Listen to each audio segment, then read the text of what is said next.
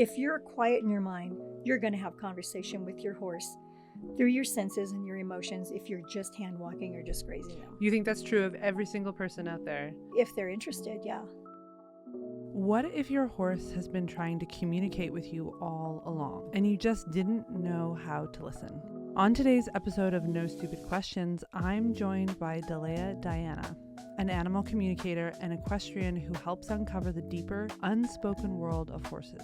Together, we'll explore questions like, why is animal communication worth considering? What do our horses truly want us to know, and how can I begin to tap into this connection myself?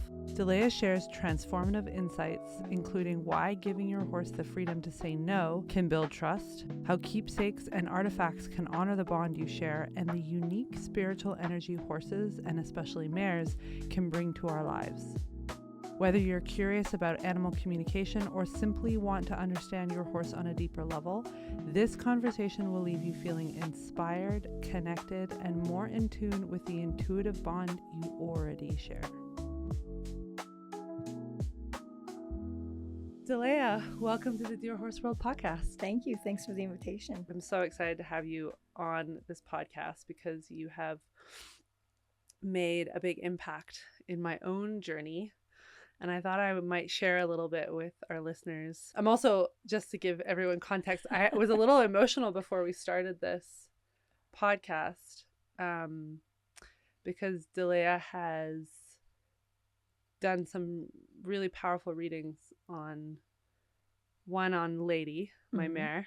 But we were talking a bit about Oreo, my heart dog who passed in January. And it's really... I found it to be really helpful and supportive to talk about life or existence beyond the veil or after death.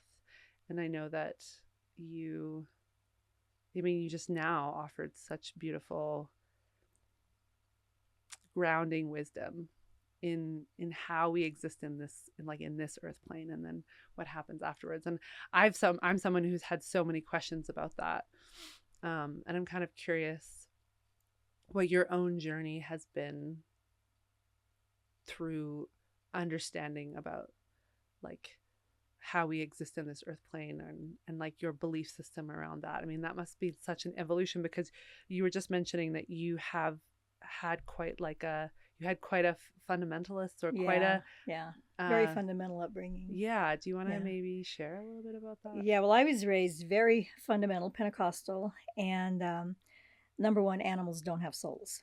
They never ever believed that animals had a soul. So then, of course, they don't have emotions or needs like all of us other mammals have. Right. And so it was very hard for me as a kid because I was so empathic. And, my parents, my mother in particular, has just stopped being silly. When I would feel something from an animal, and we never really had animals. It happened for 2 or 3 weeks and it'd disappear mysteriously. Oh. So I didn't have an animal of my own until I moved away from home. And then I had animals that lived their life. But yeah, I never did, because animals didn't matter. And it was hard on me because now, knowing what I know, where I came from, we were just talking about that too. I'm not from here, Yeah. And where I came from, animals were just the same as us. We all interacted together, and we all shared our purpose together. And so we would communicate, and it made perfect sense to me. So to be brought into, apparently I learned through contrast, because I came into this environment that none of that was allowed. It was just not tolerated at all. So it took a long time. I was well into probably my early 30s by the time I kind of sorted that out. And then I look back at what happened between me and animals. And my grandparents had a small farm and they raised their own food. So there was that. And it was just traumatic for me as a kid. And I was just told to get over it.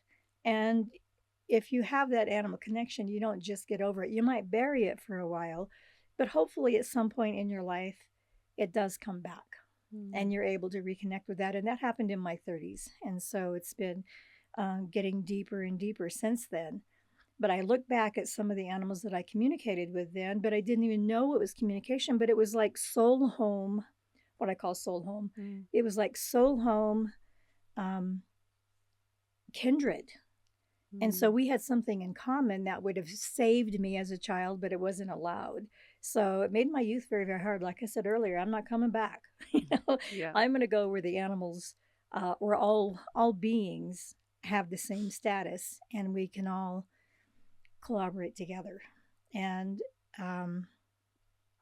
we can build together, and we can forgive together. Because after being on Earth for a while, I think you need that. I think there's a lot of forgiveness that we owe animals and ourselves as being human.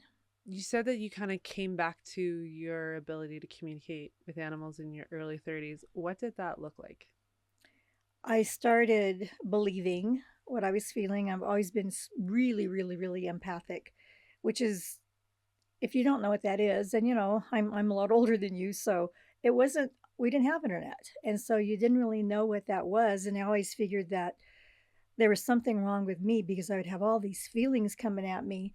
And I didn't know that if they were mine, I didn't know where they came from. Now I know that you take on other feelings from other beings, but it was really intense, and I don't want to say volatile, but it was overwhelming a lot when I first took down the barrier and let the information come in. And then I didn't have anybody to talk with about it. So that was hard when you feel like you're already crazy, and then this happens, and other people, there's, now I know there was lots of people just like me, but we didn't communicate and connect like we do now. It's much easier if you want to Google, why do I feel like this animal spirit is visiting me or whatever. You can get that, but that wasn't possible 30 years ago. Well, and there's mentorship now. Like I actually lived in a place called Squamish, British Columbia for a while. And interestingly enough, there's a huge concentration of mediums in Squamish. And there's a couple of theories as to why that is. And there's a woman by the name of Squamish Medium, who I think she's actually a member of the Squamish Nation, and she runs mentorship for people who want to build and sort of develop their mediumship, which, I had a chat with her in a coffee shop once, and I was like, this is amazing. And she actually said to me, she goes, I said, I always find myself around mediums. I see they seem to come across my life, my journey. And she said, that's interesting. She said, do you think she said, are you drawn to mediumship? And I said, no. No. I think I'm a little intimidated by that level of it, like empathic ability, perhaps. But she said that often there's a reason that many mediums come across, like if they find you. Interesting. Yeah. And I have had a lot.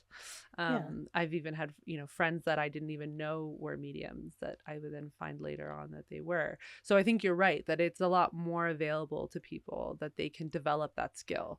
Right. So what is your definition? You are older than me. You have a much greater viewpoint, and especially now being pre-internet. What is your definition of high empathy or empathic, the way that you use it? Oh, it's like you're constantly being bombarded with emotions and thoughts and feelings. And pre-internet, of course, I didn't know. I would walk into a room and I would feel like everybody or somebody in that room hated me. Whoa. And I didn't know what I had done. I didn't have a clue as to why they would pick me. And then I've learned later on that you just pick up on anger. And so now I've learned, if I walk into a room and I feel weird, whether it's there's hatred or fear or challenge or bitterness or whatever, I feel it. And the first thing is, okay, that's about me. But then it's like, no, it's not about me. Oh, interesting. I'm just feeling it. And they used to always say, like, put a bubble around yourself. Or to put some kind of a barrier. And I have another friend who says, I just get bigger. Because she's an empath also. And she says, I get bigger that way. Like your energy field, you build it bigger. Yeah. So that you have more deflection going on. Oh, cool. And for me, but what I find that works for me, and I use this term a lot in my work and in some of my courses, it's called, I become the observer. And I do this, when I do this with my horse, especially when I'm riding, it makes so much more sense. So I just kind of detach and hover, and I become an observer of the situation. So if I'm in this room, or even if it's 4 or 5 people, and I'm feeling like I'm being attacked because there's bitterness or anger or resentment or whatever, I just observe, and that makes me detach from the impact of the emotions. So for me, becoming the observer works. That actually sounds, it reminds me of the book Untethered Soul, about being an observer of our thoughts and our feelings. Sounds like probably a skill we should all develop. Yeah. Yeah, I do it a lot with my horse. I ride trail, and I'm an average trail rider. And my mare is, I let her have a lot of opinion. I let her. We have to be safe, but I let her have a lot of opinions. And when we have conflict, what I've learned is if I can just, I don't understand. One time I went riding after a storm, and the storm had taken down trees on the trail. So to her, it was a new world. And with me, it's like, yeah, I know the storm came and knocked the trees down. Right. We'll be fine. Yeah. And it was not a pleasant ride. And I was really bummed because we hadn't ridden in probably 6 weeks. And I just was able to finally, I mean, like 35, 40 minutes in of struggle, to stop and become the observer. And the observer was, I had all these expectations because I expected the trail to look like this. Oh, interesting. But she was an instinctual animal that was reading her environment. So becoming the observer helped me to stop, just step back, and to allow her to be the horse. And that took pressure off of her. So being the observer, to me, is a really powerful tool in many, many ways, whether it's with your horse or with other people or just your interaction in the world. Just become the observer, and you detach from your expectations from it, which is a big relief. Yes. And it also, it releases the energy on people around you too, I think, by just becoming the observer. It reminds me of a piece of non-attachment, that being an observer kind of allows us to non-attach to the expectation or an attachment to outcome. Yeah, agendas and outcomes. Yeah. In so many of the conversations I've had on this podcast, there seems to be a continuous thread of the importance of presence with horses. So when we have an expectation, it's our current self or our present self projecting how we want the outcome and the future to be. So we have an attachment to an outcome, and therefore we're not present because we're expecting something to unfold. And we think we're present. Right. Because we're working on getting to that outcome. Yes, but we're not at all. No. We're not meeting our horses. We're over where they're at. Yeah. Oh, yeah. Oh, cool. That was a hard one for me to learn. I ended up, I don't know if you know Nishan Cook. Yeah. I've heard of him. Yeah. I'd booked a lesson with him. And it was in Colorado Springs. It was a big deal to get there. I had to go spend the night because I had a trailer and all that. Yeah. And my mare, I was so excited because she's really quite beautiful. And I don't know that much, but I just thought if he could give us a little more roundness or just a few tips on something like that. Yeah. And when I was tacking her up, there was a horse. This is also about empathy. Yeah. There was a horse on the other property. Everybody probably had 5 to 10 acres. And this horse was screaming. And it was not a good thing. Really? You could tell there was duress going on. And my mare lost her mind, and I couldn't even get her in the arena. And I was so upset. I kept telling Nishan, I don't know this horse. I don't know what's going on with her. And he says, you have the horse you have today. And I just wanted to hit him because I don't have this horse that I have today. I have the other horse that was looking forward to this lesson because she loves to learn stuff. She likes to be, Chant doesn't want to be the dumb kid. I got her at a rescue, but she was really well bred. Big, long story on that. But she likes to learn, and she wants to know to do the right thing. It's not me telling her. I don't really care. Wild child, I don't care. Yeah. But I learned that day that horses are also empathic. I learned that there was a guy next door that had delusions that was very not nice sometimes in how he would treat them because that horse was screaming. The horse tied at the trailer next door stood there and ate her hay. Chant lost her marbles because she took on all of that. She was empathic towards what was going on, and she couldn't focus on anything else. So I learned that day horses are also empaths, and that expectations. It's like, I have the horse I have today, whether I want to believe it or not. With Nishan, I wanted to punch him. But he insisted I had the horse I had today. I like that. I mean, it's true. And I've heard that one before, but I totally resonate. Yeah. And I had planned on it so much to get this lesson from him. Yeah. And I didn't have the horse that I had the night before. Yeah. So in your work, is that something you found, that horses, that their internal world is actually very different across different types, like different horses, like the way that we are. Some people are empathic, some people are less empathic, some people Yeah. can Yeah. totally energetically like isolate themselves from what's taking place, and not really like be impacted by their environment the way that other people can. Do you Yeah. find that horses are the Yeah. Yeah. same? Yeah.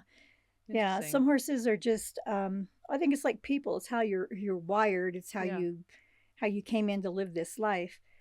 Some people just automatically know that's not mine. But I don't know anything about that feeling. Everything is mine. Right. It's just I can't help it.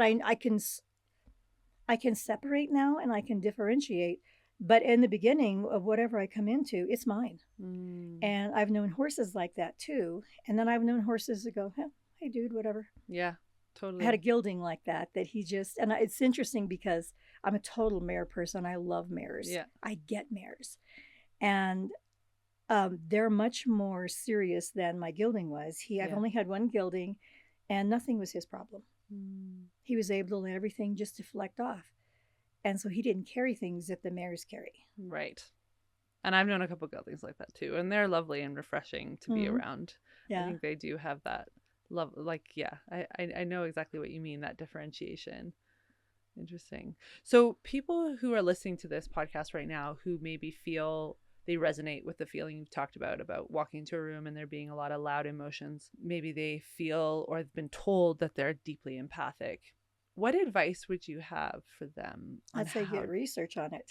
Okay. Do research it and learn and try different techniques to help give you space between the emotions that are you feel coming at you and that you normally would absorb or spend all your energy trying to deflect. And get information on that and find a tool, whether it's a bubble around yourself like Lisa does. She gets bigger. I become the observer. It's just what's helped me more is to detach and become the observer. And it saves me. And it also, I think, helps me to have a little more, compassion. I have a lot of compassion. I have too much compassion sometimes. But to have compassion on the people that are in the room that are actually experiencing these feelings. And so I'm not so reactive or judgmental towards them. Interesting. Just let them have them and, hope they get through it with a good outcome. And if there's some of our listeners that are listening right now who are interested, actually feel like, oh, maybe I have some capacity or capabilities in mediumship, what would you recommend for them to pursue to kind of explore that within themselves? Well, there again, the internet has so much information to put you in touch with people or articles about it. I don't actually call myself a medium. I can communicate with horses beyond the grave and other animals too. Yeah. But I stay away from people, and I'm not sure why. I think most of it is because it's just not my calling this lifetime. My calling is to represent purpose between horses and humans. And I do readings for dogs and a couple of cats, but one cat was really a big liar, so I had to back off from that. But I think that I mostly channel my work.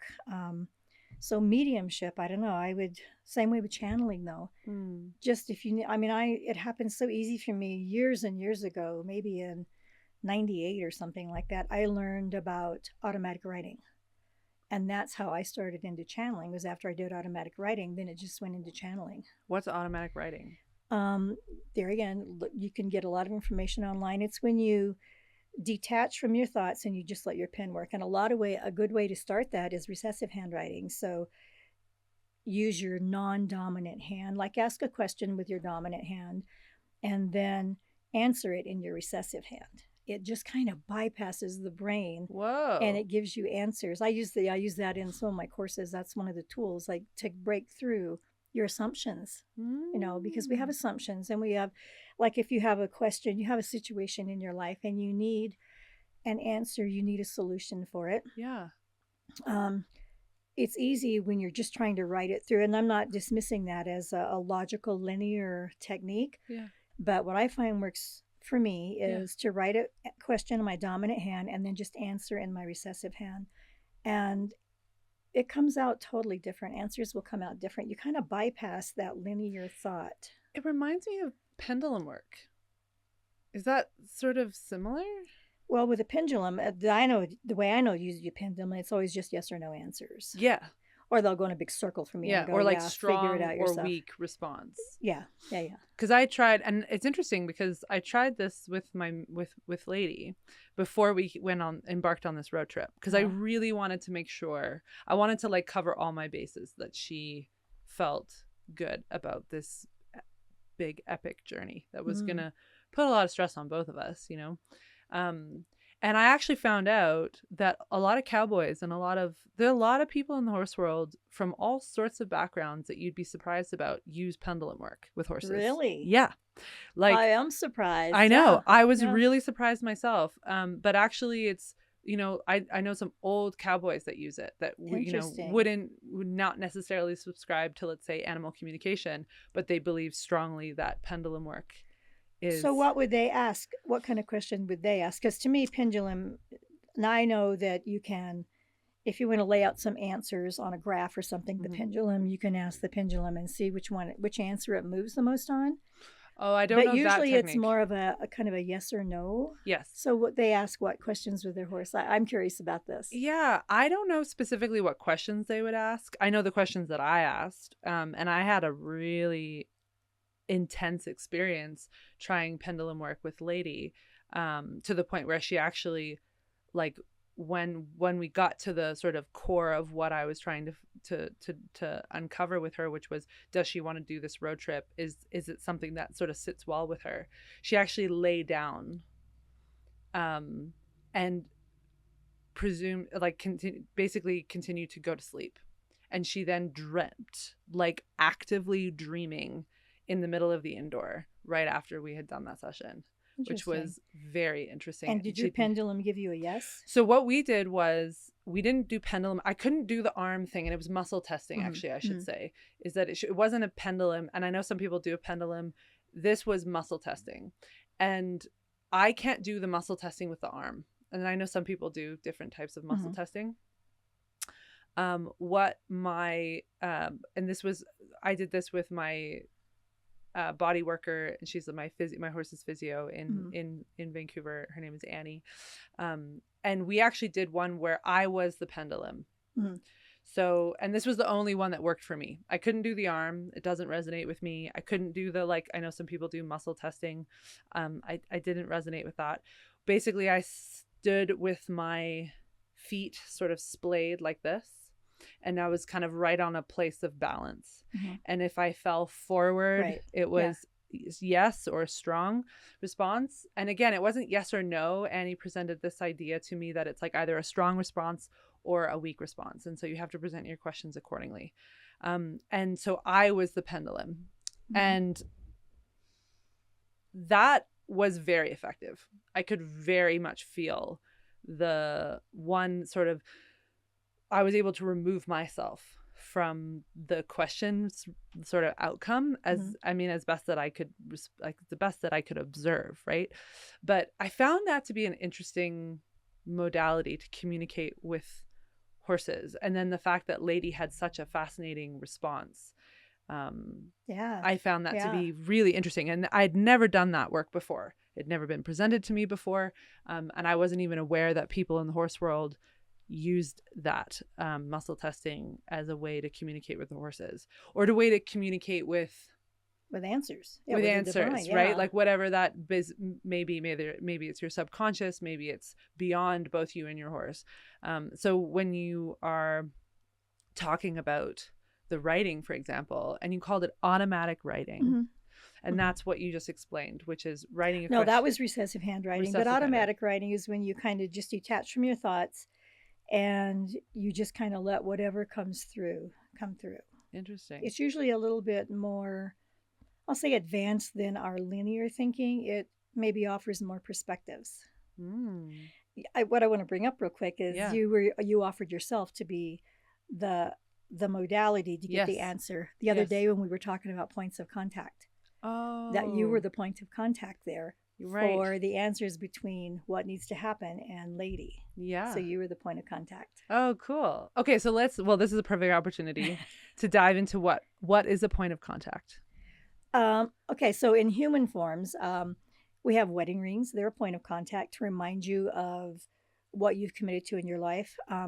What really got my attention one time was gravestones. I actually love old graveyards. Mm. And I was at this old graveyard up in Colorado, and most of them were empty and nobody visited, but there's a few, and there's several children buried there. They recently buried a child there. I go up there quite Oh, a bit. And I was with a friend, and someone had left a couple of things on this one grave.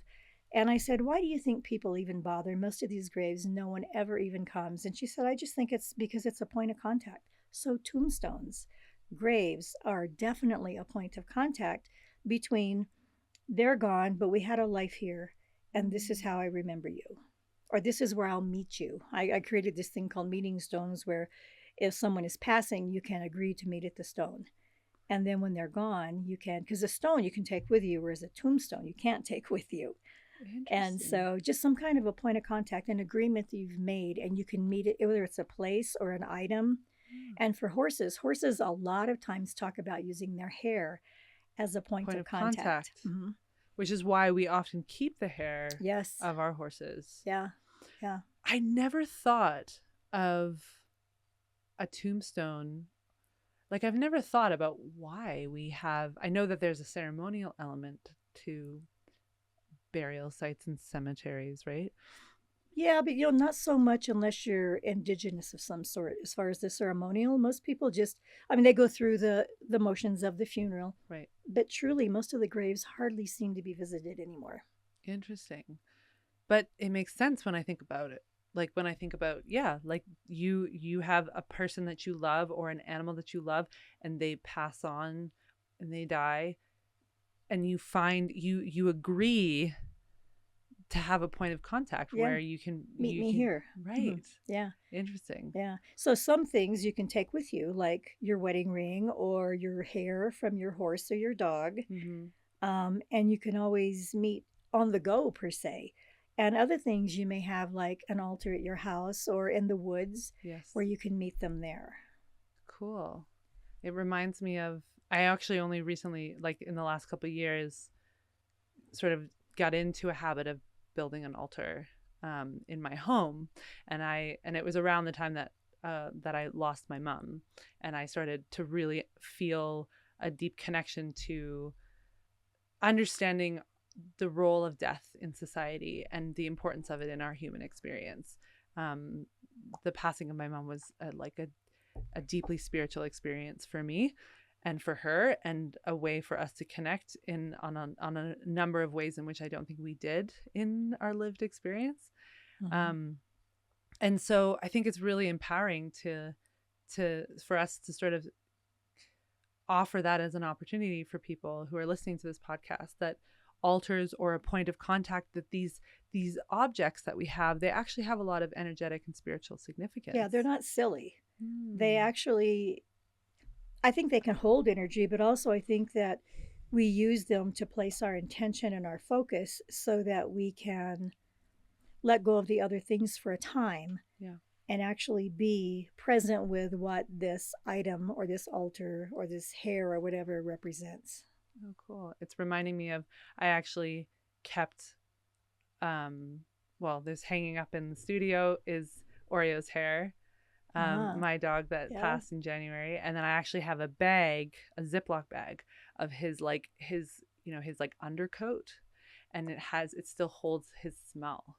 And I will actually Mm. like take, Ah, this is a big share for everybody, but I will actually open the bag and I will like smell it oh. sometimes and then just Point sit of with it. contact. Point of contact. Yeah, Interesting. I yeah. didn't realize that that's what it was, though. We use them a lot. Mm, And horses, I think, because they know that we're humans and our minds are so busy and we're so scattered. And I think that they realize that we feel helpless a lot. yeah.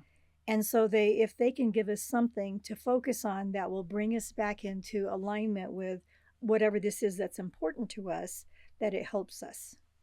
It helps Wow. us to remember, it helps us to heal, it helps us to gather strength from, it Mm, helps with forgiveness.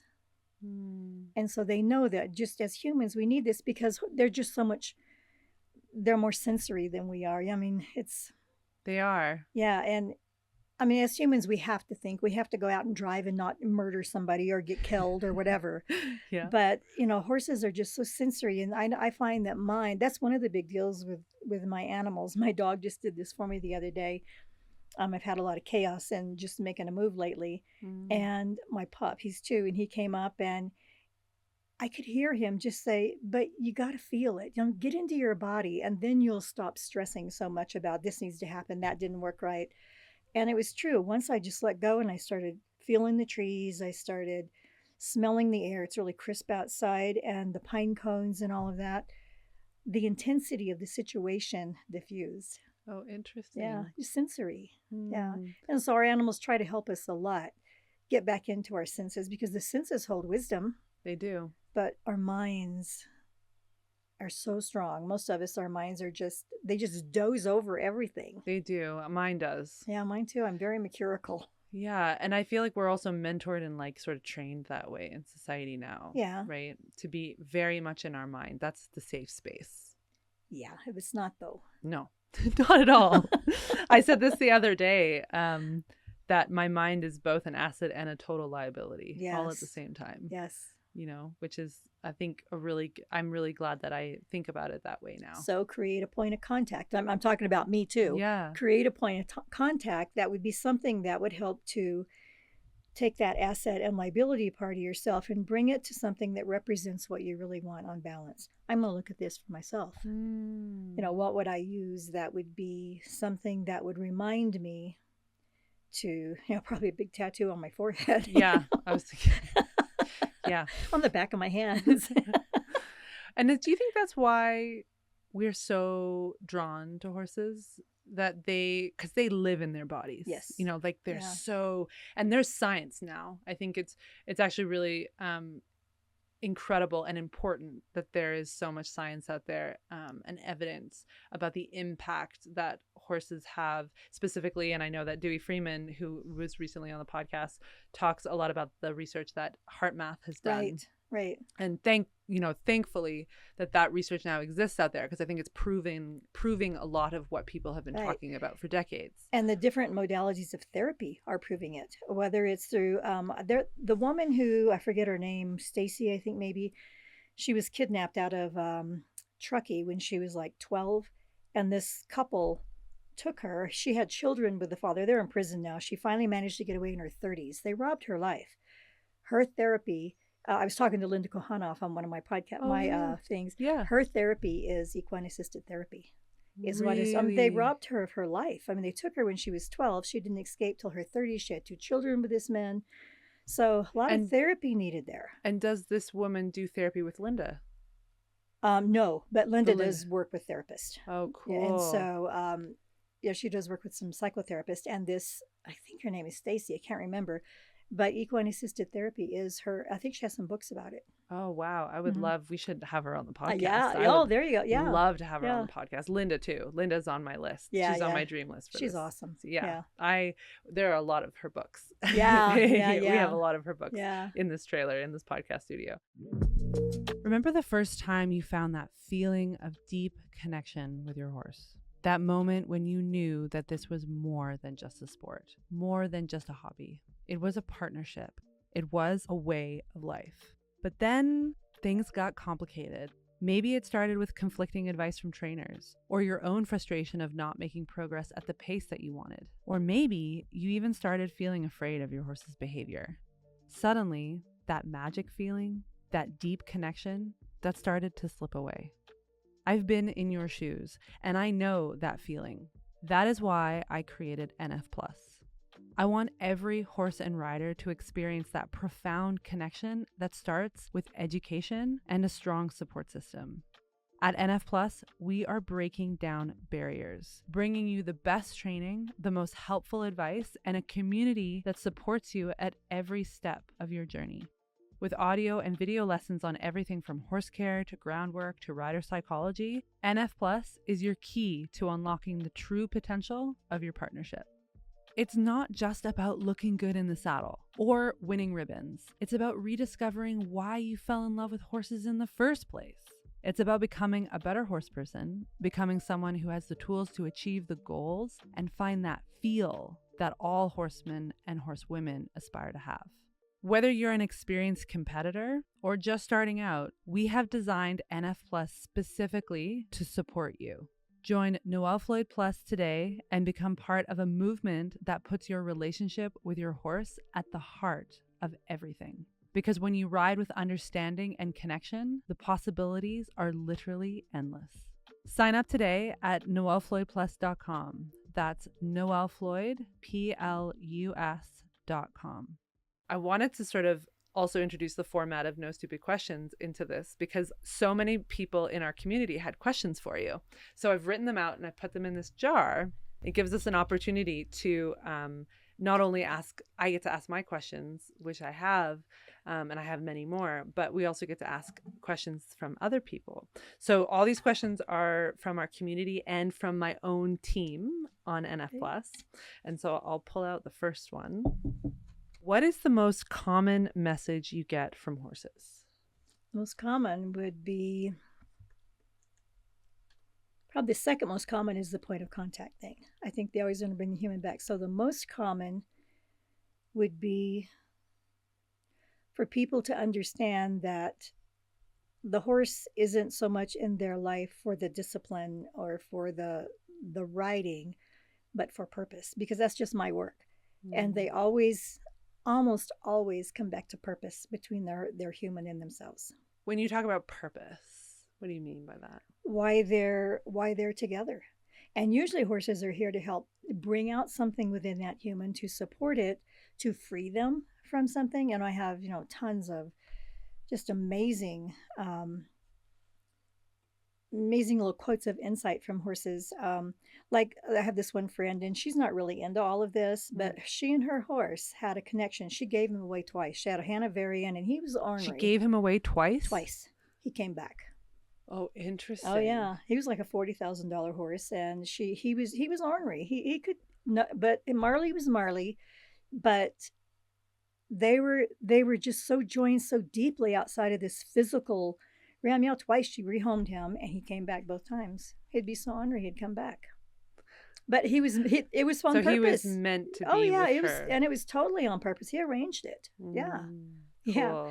And he told her he was there to help her. Well, there were several things, but he talked a lot about. Horses talk about vulnerability a lot. Surrender and vulnerability. Sometimes they call it the surrender, the great surrender, or when you do the surrender, it's like it's this whole different thing. It's not just an action. It's like it's this ritual or this step it's this process that you take. Surrender is a lot, and then vulnerability. And he was talking about she built walls, and when she learned to be vulnerable, then she would be free. Which maybe talks to Brene Brown. I don't know. Wow. I just got total goosebumps from that. Yeah, surrender is a big thing. In fact, I did this reading, an unwanted reading from a horse at a rescue. They weren't interested. I volunteered to do readings for this mare that had kept coming back. And so at least if you have insight, then maybe it'll be better. But she talked about humans don't want the horse to they want the horse to surrender. They don't want to surrender. When humans learn to surrender, then they can find common ground. And this mare, I did this whole reading on this mare, and if they would have placed her with someone who didn't want to tame the Mustang or use the Mustang for a certain thing, if they would have surrendered their expectations, she would have gone through hell and back for them. But the rescue just wasn't really into it. But horses talk a lot about surrender. Reminds me of the reading that we did with Lady. Oh, a little bit, yeah. Yeah. That strong mare energy that she's like, I'm here for a very particular purpose. Yeah. And I'm not interested in anything else. Right. Yeah. And those horses can get in trouble. And Lady has been in trouble. Yeah. She's been returned and rehomed many times. That's right. Yeah. Been told many times that she was too much buck, too much pushiness, too aggressive, all these things. And so, yeah, it's interesting that what happens when we look at that behavior spiritually. Yeah. Is that horse fighting to get something across that we're not listening to? If they have to draw a line so you can't go further until you listen, a lot of them will do it. But sometimes as humans, we're incapable of seeing that this line in the sand is actually a message back to us. My mare, I finally learned with my mare Chant that when she's being incredibly resistant, there's a message here. At first, I wanted to push through it. It's like, why are you so resistant? She's probably going to me, why are you so resistant? Why are you so stupid? But now I've learned when she's resistant that she's actually asking me, choose something else. And I don't know that she knows the answer. She's wanting us to find the answer. So I've finally learned, and sometimes it takes, a few little head bangings to remind me of it, but it's like, there's a different answer. I don't know what it is, but let's find it. And it was really hard in the beginning to do it our way, when our way wasn't the normal way. When I got her, I was going to she has white feet, and they until I moved to the mountains, her feet would chip terribly and incredibly flat-footed. So I've had, lots of farriers work on her, and I decided to just put shoes on her. I used Easy Care gloves, and I couldn't keep them on. I was ripping the gaiters left and right. She has a big stride, big trot. And I had Laura come over to put shoes on, and Chance stood perfectly still for one shoe to be applied. And she put her foot down, and she looked, and she kind of licked and looked at it and went, not for me. And there was no getting shoes on her. Oh, really? No.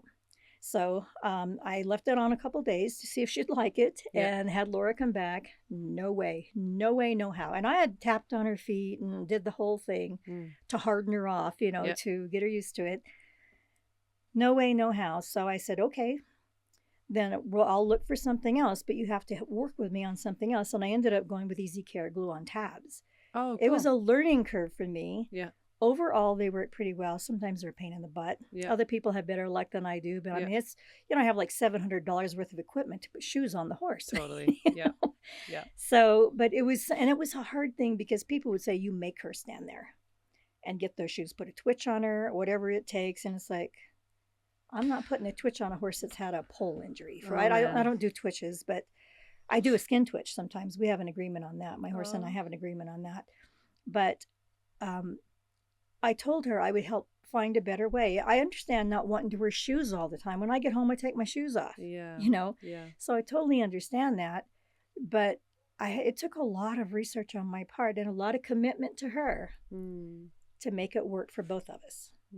But her resistance, but that really taught me that if I trust her resistance, that we will find a different way. And it's hard when you're people think that you're just spoiling your horse. And my horses aren't spoiled. I think they're very well cared for, but they're not spoiled. But they're allowed to have a no. Oh, yeah. Yeah. And I think that's something that is evolving, and that's an evolving mindset within the horse world. Which is so nice. Your horse isn't spoiled just because they have an ability to say no. Yeah. And I think everyone has a different definition of what spoiled is. You know what I mean? Like, I think, you can think about this as for children, right? Like my parents raising me and my brother would have a different definition of what spoiled is compared to your parents, or compared to, other, even modern parents now. Parenting styles have changed. Right. So I think it's really exciting that there is a growing mindset within the horse world that horses are allowed to communicate their no, and we are being given more and more tools about how to find a curious mindset around what that resistance means. Is that resistance based in fear and misunderstanding, or is that resistance based in, no, there is a better way? And that is a mindset I've had to really adopt with my mare, because she's a very strong no. Oh, and unapologetic. Yeah. Like when I met her, I realized very quickly that she would, and I had been told stories of how she was like, I will meet you on the ground. I will not sort of back down, or like, I will meet you on the ground if I feel strongly about something specifically. And so lots of what I would call more aggressive, or more like heavily pressure based. And I don't believe that pressure is bad. I think it's application. But force is force. And its application, I think, is I'm understanding more and more the nuances of the application of pressure. I think that's kind of what also sort of kicked off this road trip in a lot of ways was she invited a different way, and she was very clear in her resistance. So I got to take advantage of the opportunity that the horse world is in right now, and also the opportunity that I have by being the person that I am in the horse world, to be like, okay, let's use Lady as an inspiration to go explore people who are doing things differently. Yeah. And who are exploring the different, like if resistance is the center, we've maybe only approached it this way. There's 360 degrees of like approaches to how to approach or how to receive resistance from our horses or feedback. Right. Yeah. It used to be that no was so bad. Yeah. And it's not bad. I mean, like if there's a fire, you can't say no to get in the trailer. Right. If I need to use the lunge line, I'm going to use it. Or the lariat I will or use whatever. it. Yeah. Yeah. Yeah. But other than that, it's like, well, is there something else that we can learn that has more common ground? This is a whole new frontier with how we relate with horses and humans.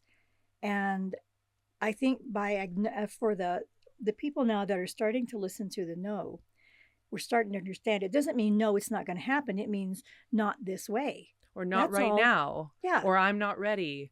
Or could you explain more? And I think about it like from our own learning capacity, right? Like as someone who needs things broken down to me, like piece by piece, I think there are a lot of horses out there that just go like, wait, could you just explain that like a little bit more? And no, absolutely not. That's been the past. Has been no, absolutely not. You either say yes or no. It's like, well, I think of myself like as a kid, I put my hand up all the time, but I don't understand. Could you explain that more? Teachers would get super frustrated, which is a big inspiration behind this format of a podcast. Was a lot of people get too many questions, Noelle, too many questions. But I think a lot of smart horses have a lot of questions. They're like, but the way you did it the other day was different to the way that you're doing it now. I'm confused. And the way that they express confusion is through behavior, because they can't say, right, teacher, I have a question, right? And that confusion is just mirroring that you were confusing. Exactly. How you did, yeah. Exactly. I don't know if you know who Michael Johnson is. He wrote Healing Shine. No. He's an author, cowboy in Texas, but cool. He one of the things in his book that he reiterated back and forth is the way he was raised is you never let the horse win. Right. I've heard that before. Oh yeah, that when I was you get right up. back on that horse. Don't let that horse win. Or you don't, or even if you're on the ground, you never let that horse win. Yeah. And it's not about winning or losing when you take the ego out of it. And our ego saves our lives. We have to have our ego. But when you take the ego of dominance and winning out of that, then it isn't a matter of letting the horse win or not. Like when I first got my gray mare, I don't know, I've had her 20 years. That was in the era when you were the herd leader. That was the common teaching then. Yes. And so I acted on that. That was kind not of one of the worst. 90s, early 2000s. Yeah. Around the Pirelli. 2004, I had her. Yeah. Yes, the Pirelli era. Yeah. Yeah, it'll be 20 years on Thanksgiving that I've had her. And it's not a bad way. I mean, it's not a harsh way. It can be harsh. It can be, because herd leaders can be harsh. Yeah. But we're not horses, And I finally one day went, well, that's kind of stupid, really, because I'm not a horse. And even if I'm wanting to communicate with my horse, I can't pin my ears. I have to do something else external that's bigger than my ears, than just moving an ear. I mean, I can't do anything as small as moving an ear to tell my horse something. Right. So then I kind of switched over to, we're partners, and now I've kind of just moved over into the whole communication thing when I work with my horses. Lots of things that are not perfect in my world with my horses, but lots of things are. And the thing about is when you give up on the idea of never letting the horse win. And, I just had a thing. Enchantress, my bay mare, has had 2 trailer accidents, not wrecks, but loading and unloading, fluke things that couldn't have happened. And I never thought she'd get back in. She gets in and out like a dream. But I was going to go riding with a neighbor a few months ago, and they're at this new barn. And we were going to put him in her trailer, which is a bumper pull, so it's bouncier than the gooseneck. Yeah. But Chant refused to load.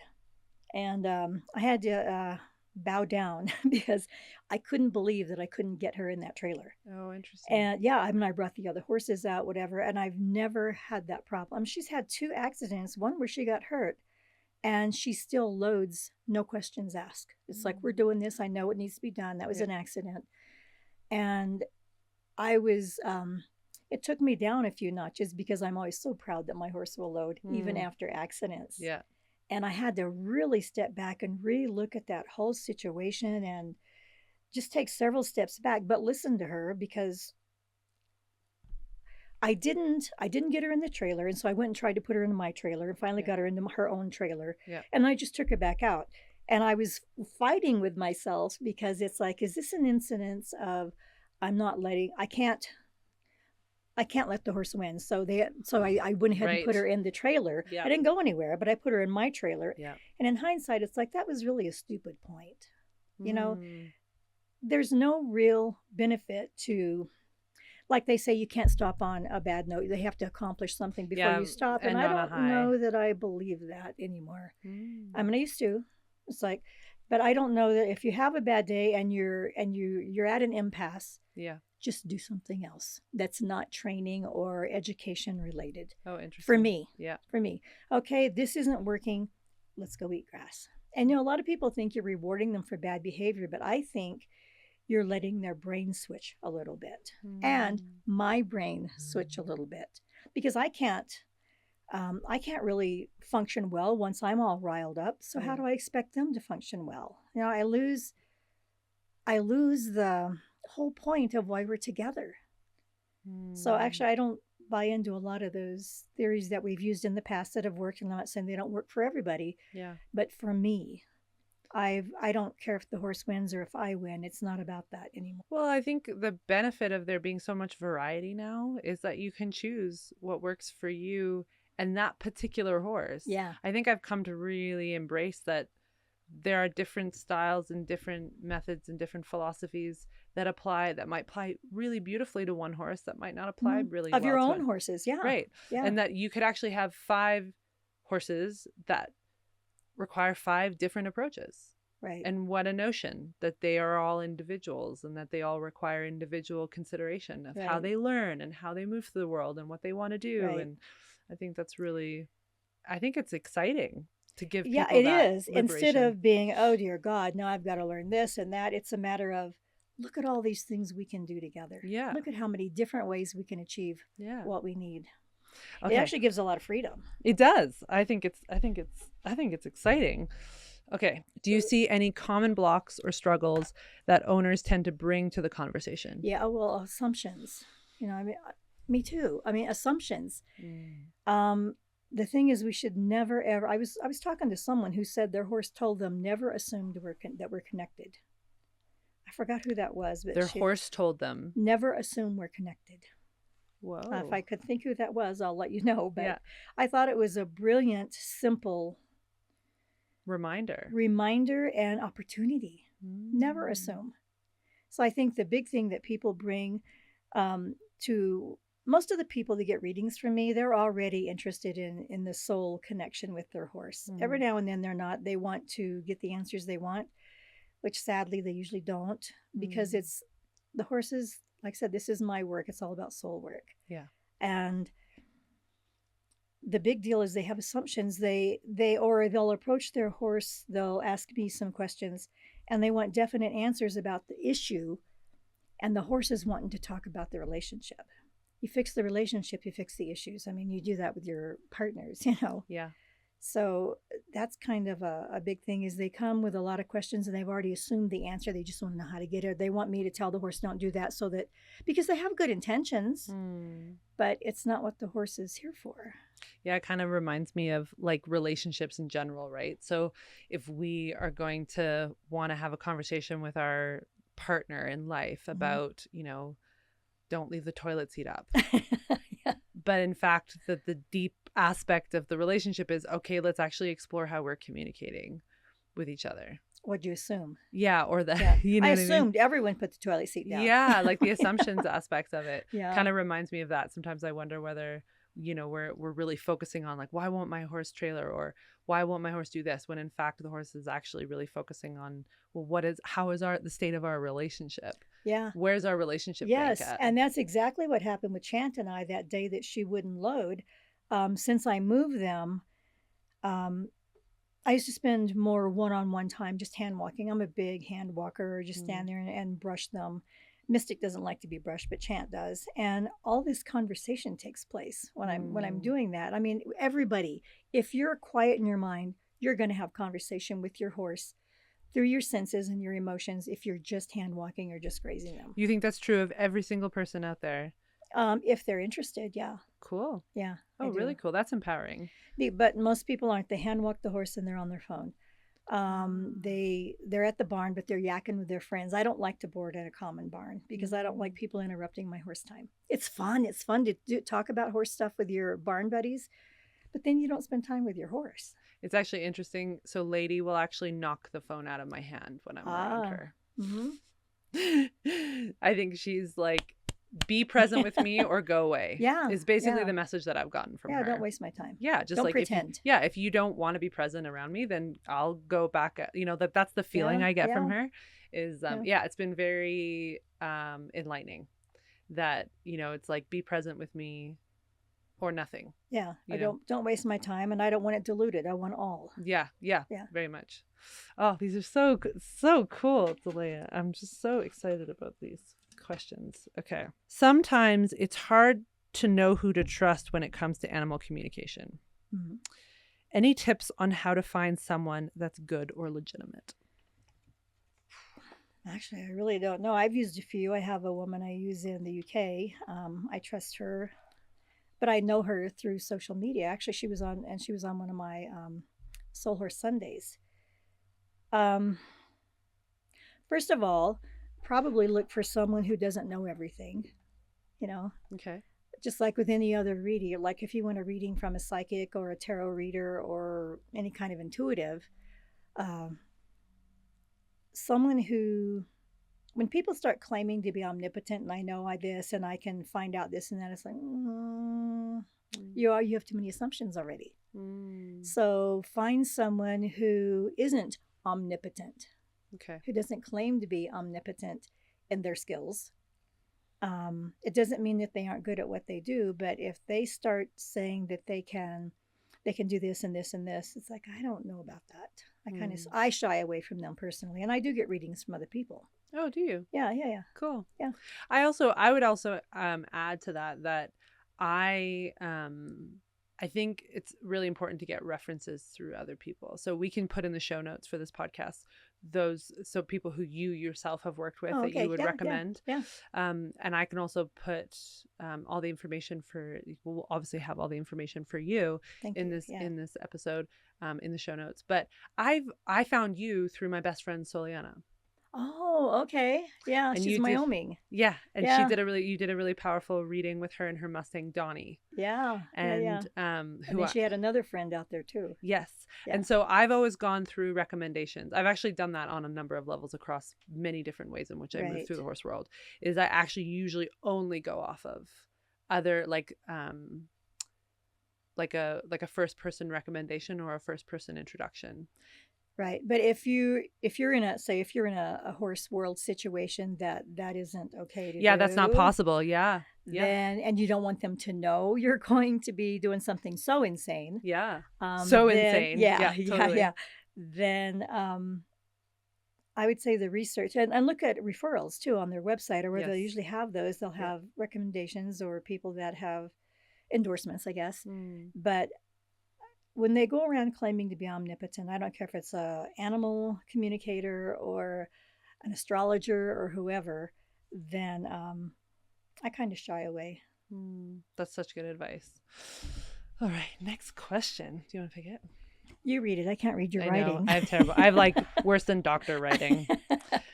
What are some ways you can spiritually or energetically connect with your horse, even if you are not skilled as a medium, or you might be skeptical about this work? Right. Again, one of my main tools is be the observer, because you detach from your agenda.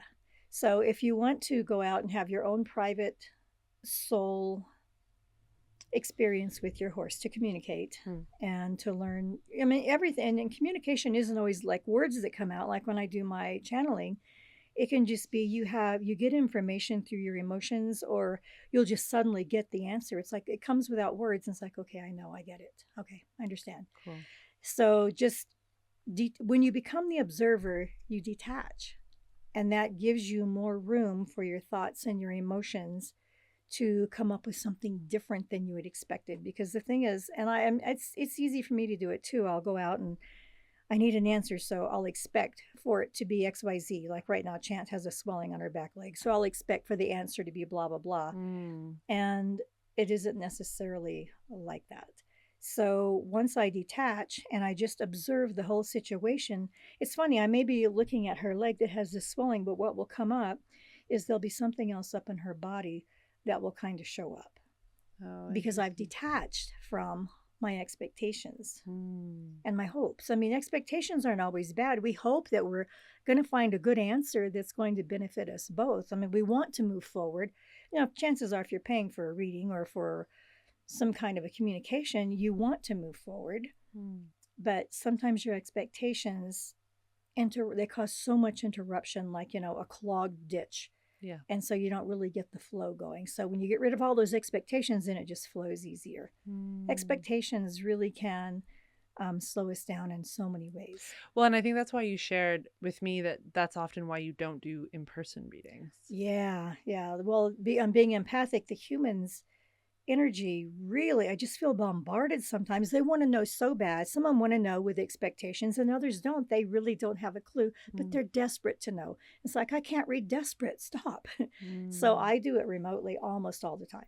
You know, when I came here and I saw Gigi, the first thing I saw when I was waiting for you is he wants to know when it's going to be his turn. So I mean, that just came, but it isn't a lot of information like comes out in the readings. And today when I came up late, he was going, yes, it's time this work is done. You know, she was just happy to see that we were actually doing it, you know, because she knows it needs to be done. And she was pleased to see that we were actually doing the steps. Well, and I think imagine that you have the space to feel some of that, what you feel with the horses. Because I remember when you had that moment with Gigi, I wasn't around, no one was around. You kind of had some space to yourself. Yeah. So people shouldn't feel skeptical then when a medium or communicator asks for a photograph. Because I think point of contact, and lots of communicators will do that. Okay, lots and lots. Yeah. So really interesting, because I think I didn't know that before we talked about that. I didn't know why the photograph. And you always ask for a photo of the eye. Yeah. You know, the window of the soul type thing. And I always ask for permission. I ask what the horse would like to say. You know, or I'll say that your human is wondering blah, blah, blah. And I ask for permission rather than just barging in their energy field. Right. You know, nobody wants a vampire lunging in at them. So interesting, though. So it's really, so people shouldn't feel like remote readings are less than. No, or most communicators do remote. Yeah. Okay, I'm going to dig at the bottom. Okay. Is there any prep someone can do to get the most out of a session? No. Not for me. I don't think so. Because it's between me and the horse. The human's kind of irrelevant. Oh, interesting. Yeah. Okay. When you sent me the picture of you and Oreo today, I'll use that picture. Just because of who he is and because he's beyond the veil. So I am going to use that picture from my reading.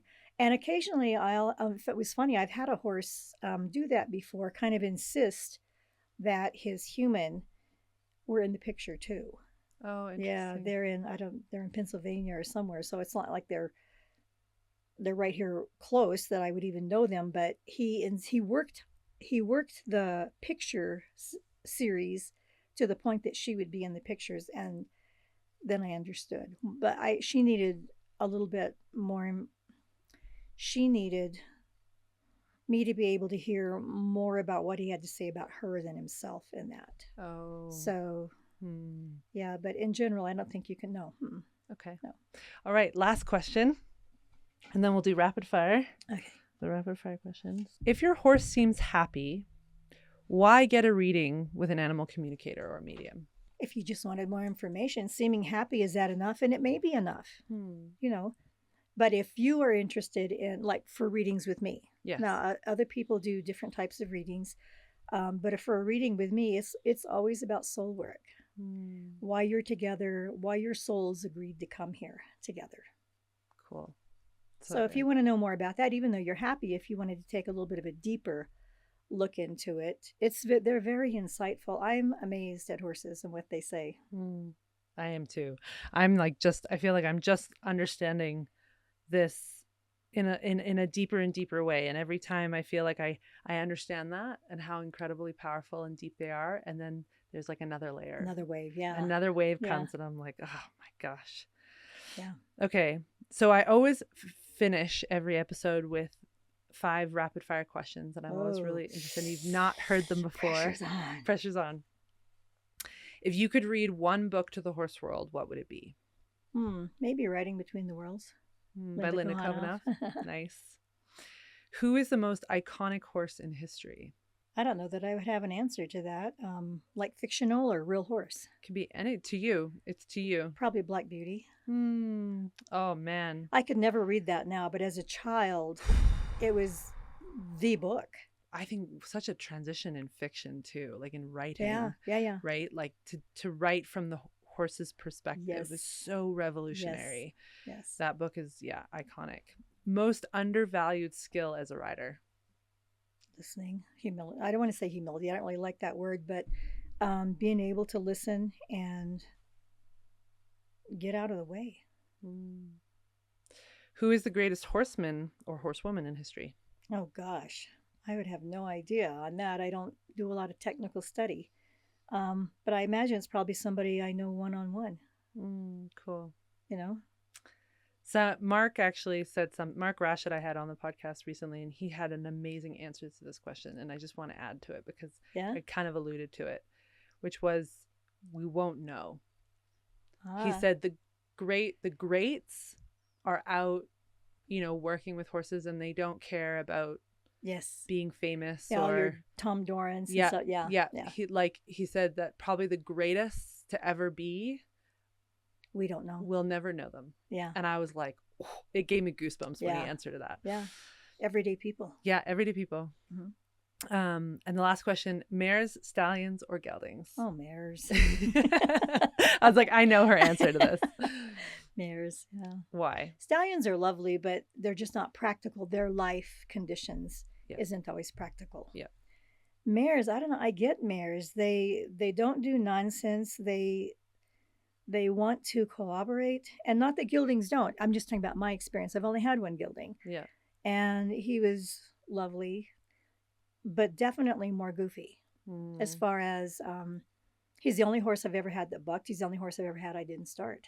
Right. I'm not a trainer, but he's the only horse. He was trained by professionals. Yeah. And he would randomly buck. Oh, interesting. My mares don't buck. And I just find that they're more emotionally interested in learning than my gelding was. He liked to have more fun, and he was great. He was like riding a freight train. I mean, he was a beast. But mares. Cool. Thank you so much for coming on the podcast. You're welcome. Thanks for having me. It's been fun. That was a blast.